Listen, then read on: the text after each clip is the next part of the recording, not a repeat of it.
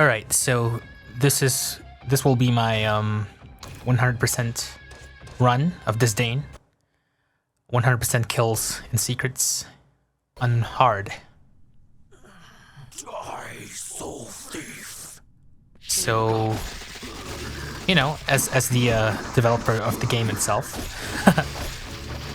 I've managed to sort of like get into a groove of how to deal with most of the enemies. Although, personally, I do still find them a little bit on the difficult side. So like over there, I just picked up the health kit first, and then pick up the soul seeds, so that I would have more than 100% health. Although my health quickly got reduced by the you know, group of angry cultists and changed ones there. I'm going for the secret here. I wonder how many people actually discovered this one, because apparently I've been told that this one is very obscure. Although this is a development build, and you can see some differences. So that is a checkpoint, similar to, I guess, Prodeus's, what's it called, nexus points. So you touch them, and then it'll trigger a checkpoint save. So yeah. And over here, so generally for the start of this map, I try to be careful and try to conserve ammo, because, you know, ammo is really tight at the start here. Using the shotgun only when I need to. And generally trying to build my stockpile of shotgun shells. So yeah, over here I switched to sword so that I can conserve ammo and pick up some extra shells.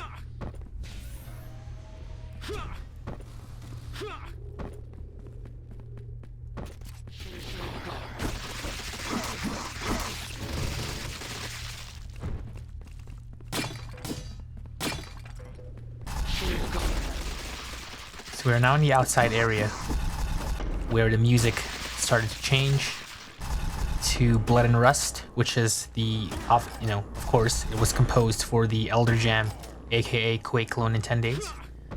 So I've reused most of the music from Elder Jam, with the addition of only 2 extra tracks at the arena section towards the end. And right now I'm just sort of like showing off the the vanity camera, and basically just demonstrating how this DISDAIN guy gets bloody when you kill things, and then, you know, you can jump in the water and clean yourself.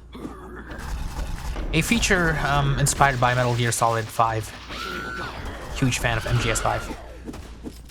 Also, I've done some tweaks to the sisters' behavior, so now they won't home in as aggressively towards you anymore.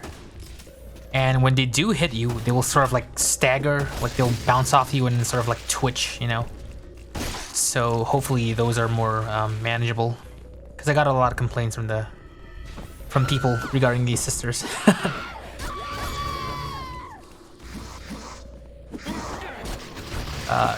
And you know, of course, the sisters were voiced by Zephyriana, VTuber.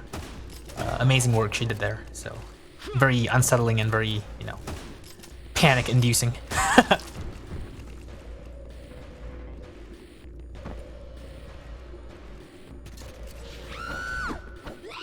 So one general trick, like even before I nerfed the sisters, one good trick to use against the sisters is to sort of just use a sword, because the sisters give you the most amount of health when you kill them with the soul blade.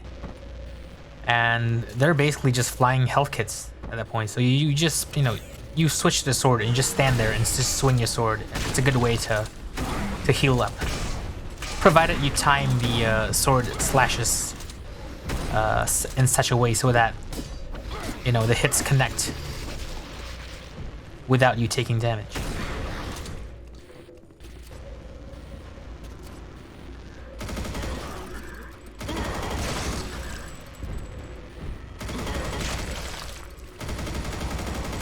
So the chain gun has been for the longest time one of the most it gave me the most problems development-wise, because ever since its inception in Elder Jam and then right up until like the last few weeks before the game went up on Steam, I just had a lot of trouble like trying to balance the chain gun, trying to make it useful, because I thought it was the most useless weapon, and it kind of was at first.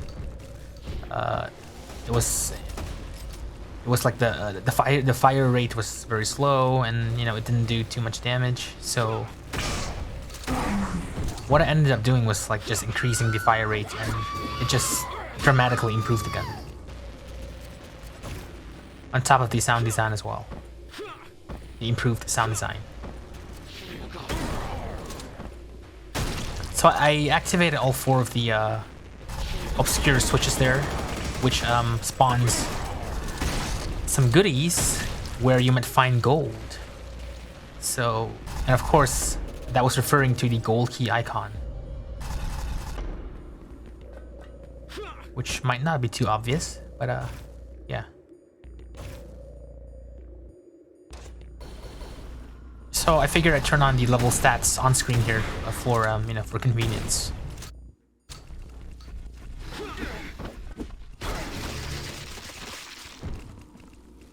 And that was probably not a very smart move, trying to dodge the void beasts. So one useful tactic here is to have the chain gun ready and just sort of like snipe them from afar.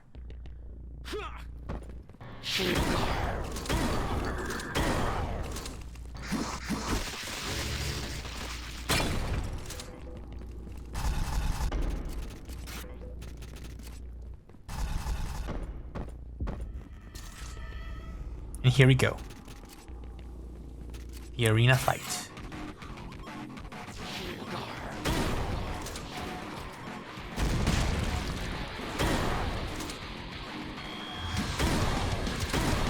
So generally what I like to do is identify the biggest threats and sort of like prioritize my, you know, threat management. So the cultists being, you know, hit scan enemies, obviously, you know, they have to go first. So, personally speaking, I have been able, I feel like I'm able to identify them quite quickly, just by, you know, like a quick glance at the screen. I'm able to tell, but I have gotten complaints about, like the robe colors of them not being distinguishable enough. So, yeah, it is something for sure I would look into, like seeing if I can improve their readability somehow. Also, not sure if you could tell from this recording, but the cultists now telegraph their shots better, so there is now more ample warning before they fire at you, and they actually now have a chance to miss their shots. So yeah, it is not possible to actually dodge the cultists' hit scan attacks if you sort of like just step away at the very last second, you know, after they lower down their shotgun.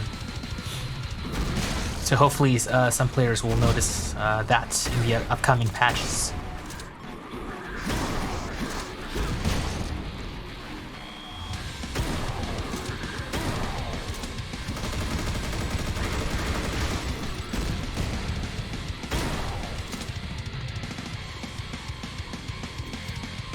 So I try to generally save the health kits in the arena for, you know, like emergencies, because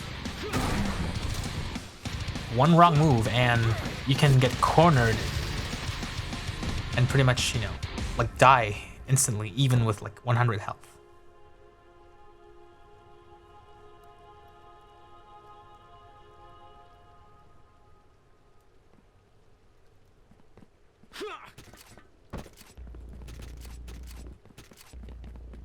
So I have gotten rid of all of the timed autosaves.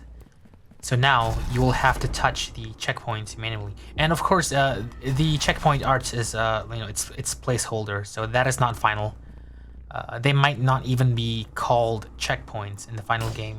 I'll probably come up with some fancy name for them. Some kind of fancy and cool name for them, as well as, you know, a proper like model.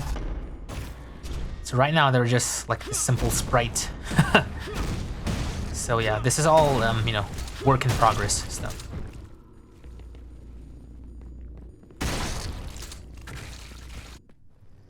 And that's it for level 1. All kills and all secrets.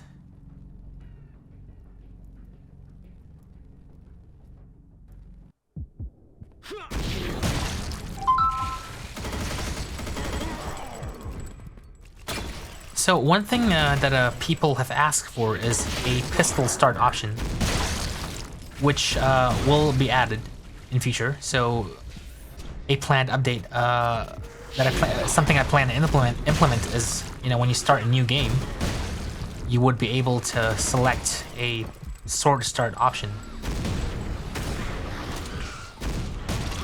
so that you can start every level, you know, with nothing but your sword or extra challenge.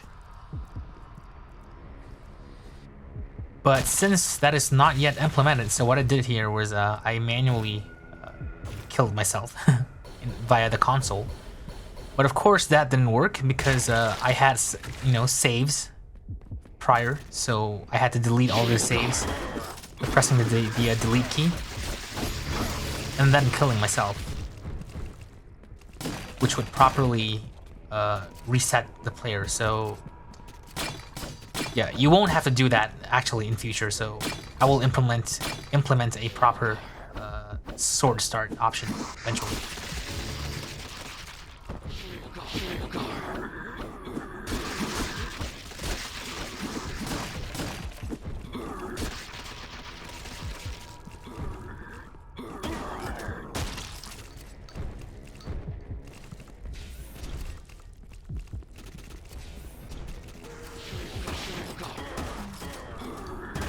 Though personally, I admit this level is actually more fun playing this without sword start, because, you know, you have a full arsenal from the previous level, and just, you know, just shredding through all of these enemies with a rocket launcher is just so satisfying, and, you know, makes the level faster to finish as well. But, you know, for the purposes of this video, I don't mind doing a sword start here. And basically also to demonstrate that, you know, it is a viable way to play.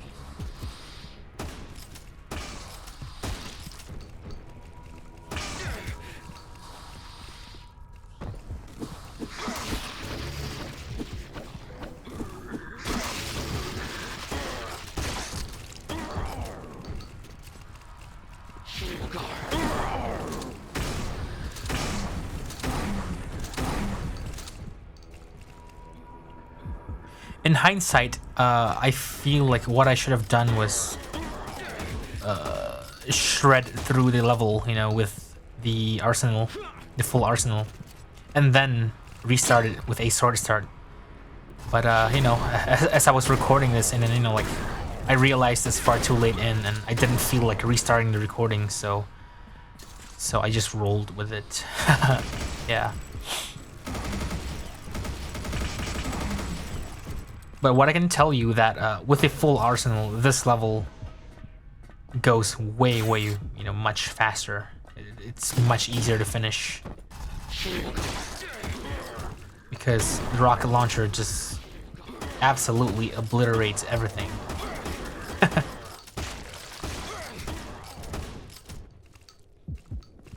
And one thing I may or may not have mentioned is that headshots actually do an increased amount of damage by a factor of 1.25, if I'm not mistaken.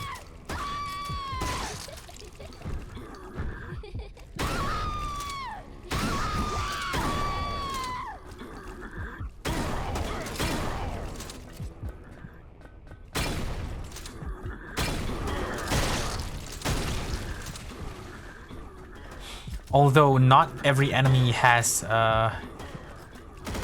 headshots, so some enemies, as a deliberate design choice, some enemies do not have headshots.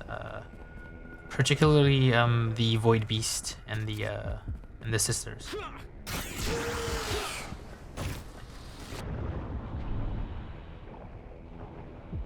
For the Void Beast, I what I'm imagining is that, you know, they have very thick skin, so headshots don't really do that much damage to them. Also, from a balancing standpoint, because their heads are like visually, you know, like they're large and they're, you know, right in front of they're like protruding in front of the body, so enabling headshots on the void beasts would, I think, make them too easy. And for the sisters, you know, they have very little HP, so I didn't see a point in enabling headshots on them.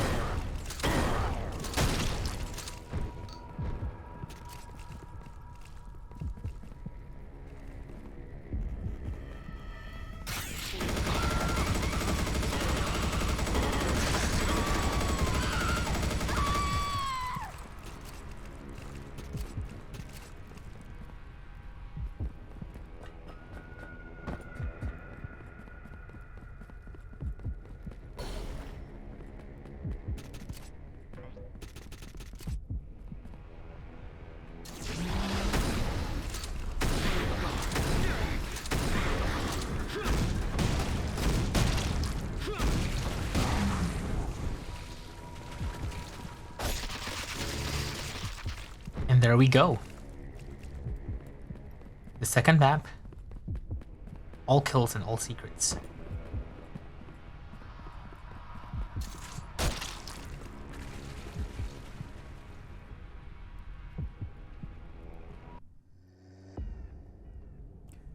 Thanks for watching.